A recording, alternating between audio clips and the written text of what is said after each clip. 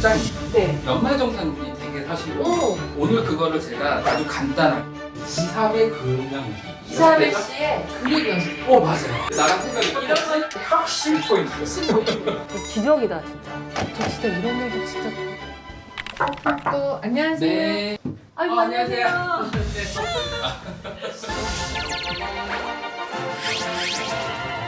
아이고 너무 네. 반갑습니다. 반갑습니다. 예, 처음 봬요. 유튜브로만 뵙고. 아이를 인사해요. 유치한 곳에 오시다니 참 아이고, 영광입니다. 반갑습니다. 아니 근데 진짜 스태프분들 나오셨나봐요. 저도 S대 나왔거든요. 서울대요? 아니 숭실대라고 더블 S대 아, 나왔습니다. 숭실대 나오셨구나. 같은 S대니까 잔개그를 많이 치시네요. 네, 사람들이 힘들어요. 지혜는 어떻게 만나시게 됐어요? 소개팅. 아, 그 소개팅. 제가 원래 이제 와이프 만나기 전에 소개팅 되게 많이 했거든요. 결혼 정보 업체도 가입하고 첫 만남에서 좀 느낌이 왔어요. 아무래도 이제 아니다 공식적으로 얘기하면 첫눈에 반했죠. 그 두 번째 만남도 먼저 얘기하시고. 두 번째 만남 그쵸? 한번 우리 영화 볼까요? 첫 키스는 세 번째에서. 키스를 언제 했는지 기억이 안 나. 그거는 잊을래야 잊을 수가 없는 건데. 딱 생각나는 게 아마 제가 친구들과 베트남 여행 갔다 와서 이제 선물을 줬을 때 아마 차 안에서 제 기억에는 요 부분은 저희가 이지혜 씨하고도 네. 살짝 좀 체크를 해볼게요. 체크를 해서 너무 골치 아픈 생금에 관한 얘기를 오늘 좀 쉽게 네. 리플레이 해주셨으면 좋겠어요. 우리가 원천 징수 때요. 네. 원천 징수라는 단어를 그래도 아시네요. 만약에 개인한테 비용을 줄 때는 3.3%의 원천 징수를 떼고 줘요. 맞아요. 원천 징수가 뭔지 3.3%를 왜 떼는지 몰라. 모른 채 그냥 3.3% 떼고 주면 돼요. 떼고 보내고 하라는 대로 순응하고 살 뿐이에요. 이제는 좀 알고 싶다. 오늘 그거를 제가 네. 아주 간단하게 하면서 구조를 설명드릴 거예요. 그리고 또 하나는 직장인들. 네. 연말정산이 되게 사실은 항상 하면서도 네. 이게 뭘까라는 부분이 네. 되게 의외로 많거든요. 네네. 그래서 그 개념까지. 네. 그래서 오늘 한번 쫙 정리해볼게요. 그럼 자 오늘 정말 제대로 세금의 기초편 시작해 보겠습니다.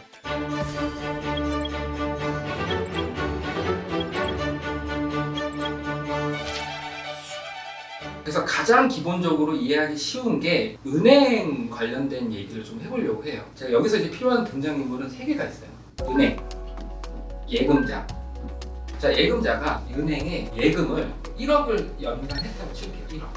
이자는 계산하기 편하게 1%를 준다고 할게요. 네. 그러면 연간 1억을 내가 예치했으니까 1억 곱하기 1%인 100만 원의 이자를 예금자한테 준다는 얘기겠죠. 100만 원. 여기까지는 이해하셨죠? 여기까지 이해돼요. 네, 어렵지 않죠. 아니 괜찮아. 다행이야. 예. 자, 예금자는 이제 100만 원을 받았어요. 예. 근데 법에 이자 소득은요 기본적으로 14%와 1.4%를 내세요라고 그냥 규정이 돼 있어요. 네. 두 개를 내는 건 또 뭐예요? 자, 우리나라 세금의 종류에는 크게 국세가 있고요, 지방세가 있어요. 지방세 꼬박꼬박 떼도. 맞아요. 예금자가 은행에서 예금을 하고 이자 소득이 생기면 이자 소득과 관련된 국세는 14%를 내세요라고 그냥 규정이 돼 있어요. 14만 원을 내야죠. 네. 근데 지방세는 국세 10%를 내세요라고 돼 있어요.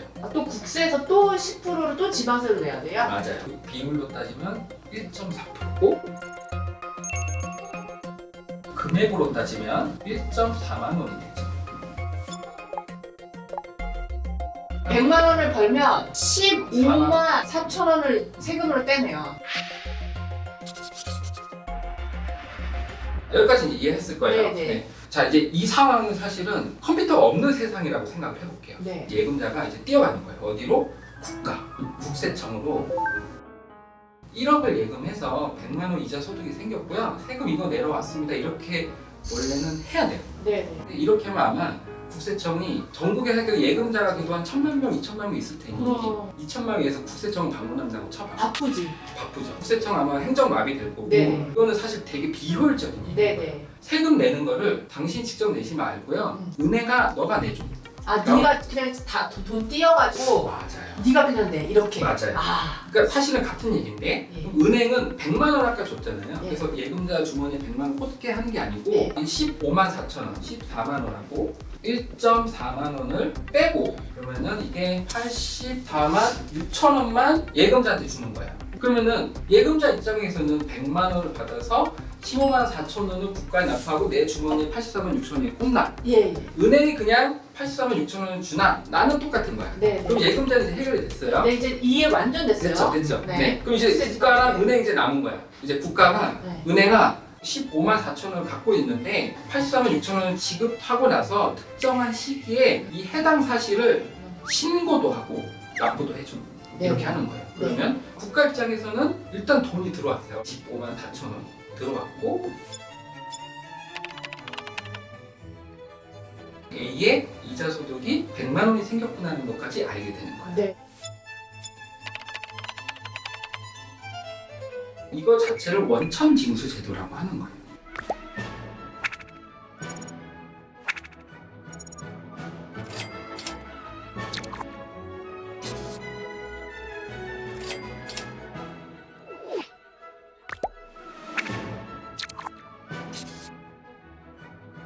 이 15만 4천 원 있잖아요. 네. 이 세금은 네. 누구의 세금일까요?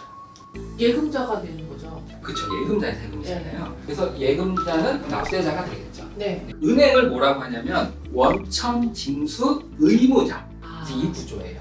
네네.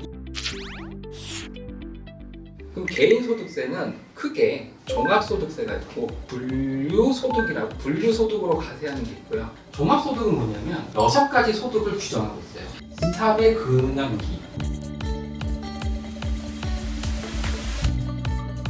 이사벨 씨의 그리견. 맞아요. 그래서 이렇게 하는 거예요. 어떻게 나랑 생각이 이런 똑같지? 거는 바로 나와요. 예.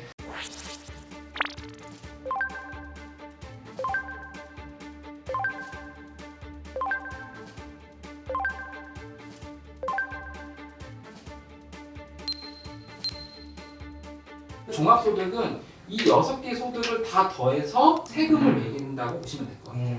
선생님, 분류소득은 뭐예요? 분류는 양도소득세라고 있어요. 네. 양도세 그냥. 그다음에 퇴직소득세가 있어요. 퇴직금.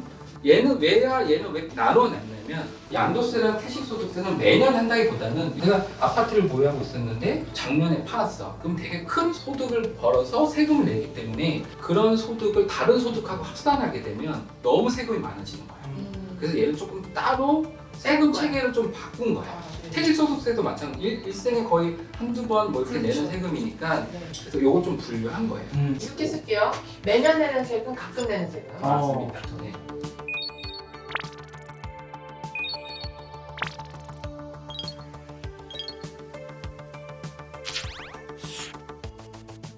자, 등장인물 3개가 있습니다.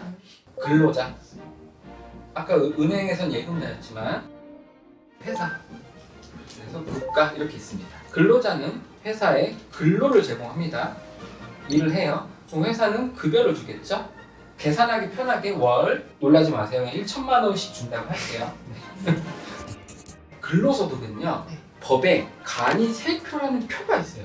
급여라는 게 수준 차이가 있어요. 급여에 따라서 세금이 달라요. 맞아. 맞아요. 떼는 세금이 달라요. 그래서 200만 원이면 얼마 떼고 1000만 원이면 얼마 떼라가 표로 나와 있어요. 네. 네, 근데 그 표 중에 1000만 원이면 얼마 떼라고 돼 있냐면 155만 2,400원을 떼라고 돼 있어요. 네, 뭐 이 표는 뭐 매년 변하니까. 이렇게 써놓을게요. 그냥 월급에 따라 세금이 달라지죠. 맞습니다. 원래 근로자는 급여를 받자마자 달려가는 거예요. 어디로? 국세청으로 달려가서 제가 이번 달에 근로소득으로 1000만 원이 생겼고 155만 2,400원 내려왔습니다. 이렇게 해서 신고서 작성하고 세금까지 내면 아까처럼 어떻게 될까요? 행정마비. 행정마비든 뭐든 이게 사실 또 말이 안 되니 네. 회사가 1000만 원을 이상한테 주지 말고 155만 2,400원을 떼고 지방세는 15만 5,240원이 돼서 합하면 이게 총 177만 640원이 되는 거고 그럼 이분의 이제 1000만 원에서 요 세금을 회사가 미리 떼고 남은 금액인 829만 2,360원을 받는 거죠. 여기까지 이해하셨죠? 네, 이해돼요. 여기서 4대 보험은 잠깐 뺄게요. 네. 4대 보험까지 하면은 이제 안 돼. 오늘 안 끝나. 나 집 진짜- 못 가요. 나 진짜 오늘 토해요. 네. 이 돈은 그럼 이제 회사 통장에 있잖아요. 지급한 달에 다음 달 10일까지 이 사실을 신고하고 납부까지 하는 거예요. 국가는 이 세금 이제 받은 거고 그 다음에 근로자도 해당 신고를 해줬기 때문에 아까 은행 편이랑 똑같다고 보시면 돼요. 은행이 대신 원천징수 세금 내주는 거랑 똑같네요. 그렇죠. 네. 이것도 원천징수 제도예요. 아, 요것도 원천징수. 네.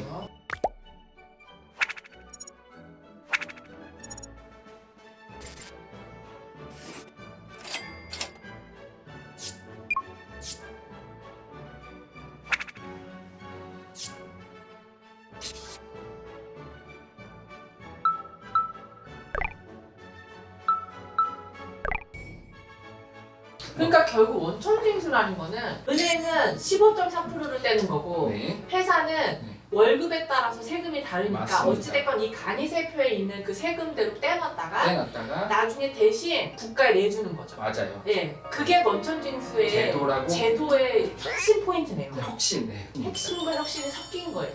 네, 그렇군요. 혁신 포인트. 핵심 포인트예요. 네. 이거 가지고 잠깐 연말정산을 설명드릴게요. 네네. 이게 지금 월로 받았으니까 이 근로자는 이렇게 해서 이 명세표가 있거든요. 근로소득 명세표. 간단하게 급여라고 하면 1천만 원. 세금이 국세로 155만 2,400원이 적혀 있을 거고 지방세로 15만 5,240원이 적혀 있어서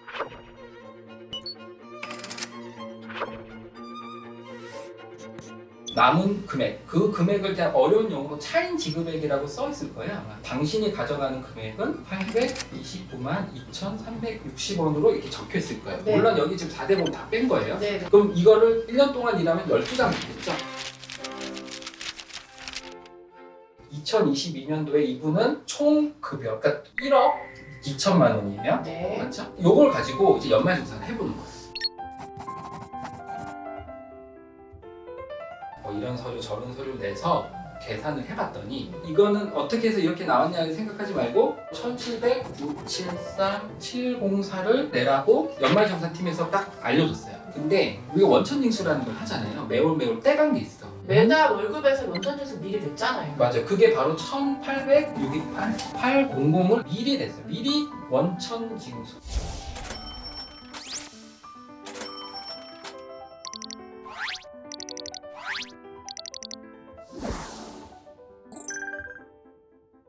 빼주겠다는 거죠. 이 금액을 원천징수 네가 미리 낸 거는 네. 빼줄게. 네. 그렇죠. 맞아요. 그래서 최종적으로 낸 게 이건 거죠. 맞아요.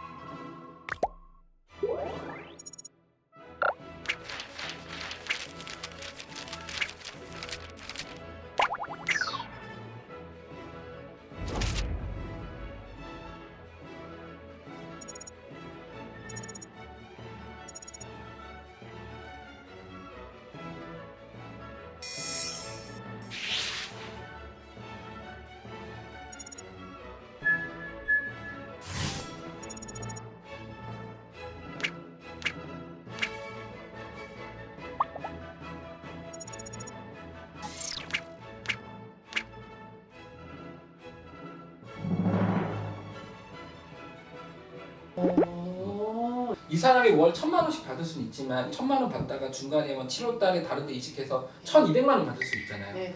그럼 그때마다 종합소득을 1년간을 미리 예상을 해서 세금을 뗄 수가 없잖아요. 그래서 미리미리 일정 퍼센트를 그냥 조금씩 떼놓는 거예요. 떼놓고 1년간 이제 오케이 너가 1년이 지나고 나서 이제 종합적으로 한번 다시 계산해보자. 계산해봤더니 이런 세금이 나왔어? 그럼 너 이만큼 냈었잖아. 덜 냈네? 이거 더 내. 네가 더 많이 냈어? 그러면은 내가 환급해줄게. 이제 이 구조예요. 아, 네네. 이게 연말정산 이해됐습니까? 네. 확실히 이해됐습니다.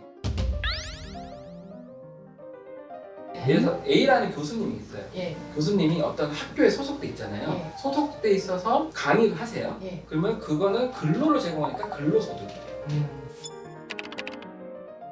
학교랑 상관없이 천재도 나가고 어디 채널에도 나가고 해서 강의를 해서 받는 소득은 사업소득으로 보고요. 그래서 사업소득은 3.3%로 떼는 게 여기서 규정이 돼요. 아, 규정이 돼 있구나. 네, 내 몸을 띄어서 하는 걸로 만약에 소득을 번다면 3%와 지방세 0.3%를 더해서 그래서 3.3%예요. 아, 지방세 때문에 3.4%. 맞아요. 그래서 3. 나는 근로소득만 있어야 하는 사람들은 연말정산으로 이미 소득세 신고가 끝나는 거예요. 네네. 그런데 근로소득뿐만 아니라 다른 소득이 있는 사람들은 일단 연말정산 근로소득 한번 하고 네네. 그리고 추가적으로 5월 달에 다른 소득하고 합산해서 다시 한번 신고하세요라고 이해하시면 됩니다. 아, 네네네. 네. 그러니까 예서 뭐 근로소득도 있고 뭐 예서 사업소득도 있다 하고 다른 뭐 이런 연예인 소득도 있다 하면은 네. 근로와 관련된 소득은 이미 1월, 3월 지금 시정에서 거의 연말정산은 한 번 정산이 됐었을 거고요. 이걸 기준으로 5월 달에도 다른 소득을 합산해서 다시 한 번 정산을 해요. 네. 그래서 그때 최종 세금이 결정될 거예요. 네네. 네. 정말 5월이 무서워요. 연말정산 때는 회사가 도와주는데 네. 5월 같은 경우는 그 회사가 안 도와주네요. 5월 달은 그래서 일반적으로 본인이 신고하거나 저희 같은 전문가의 도움을 받거나 이제 이렇게 하셔서 보통 신고를 하신다고 보시면 될 것 같아요. 이게 바로 완전 불도자의 원천 인수예요. 와, 저 완전 이해가 네. 됐어요. 세금 떼기 전 연봉이 3,600인데 이 회사는 다달이 월급을 줄 때 20만 원씩 세금을 떼고 월급을 줬어요. 그렇게 1년을 돈을 벌고 나서 연말정산을 하고 할 때 종합소득세가 200만 원이 돼요. 이 사람은 어떻게 돈을 돌려받아야 될지 뭐 더 내야 될지 낸다면 얼마 낼지 받으면 얼마 될지. 그거 너무 간단한 게 자 20만 원씩 세금을 달달이 냈으면 12만 원을 곧 패요. 네. 그러면 20 곱하기 12가 얼마야? 240만 원이야. 와 맞습니다. 네, 세금 240만 원 냈어요 이미. 네, 미리 냈죠. 근데 얘가 또 200만 원을 내야 돼. 그러면 미리 낸 거를 계산을 해면은 40만 원을 오히려 돌려받아야 되는 상황인 거야. 맞습니다. 네. 이제 완벽하게 이해하신 것 같습니다. 아. 와 이거 기적이다. 저 진짜 이런 얘기 진짜 골치 아파서 못 듣거든요. 그 스승님의 힘이 아닙니다. 네. 이 정도 알시면 사실 웬만한 세금 개론에서 핵심은 다 짚으신 것 같습니다. 감사합니다 선생님 정말. 아닙니다. 네. 고맙습니다. 고맙습니다. 천재가 되자 천재가 되자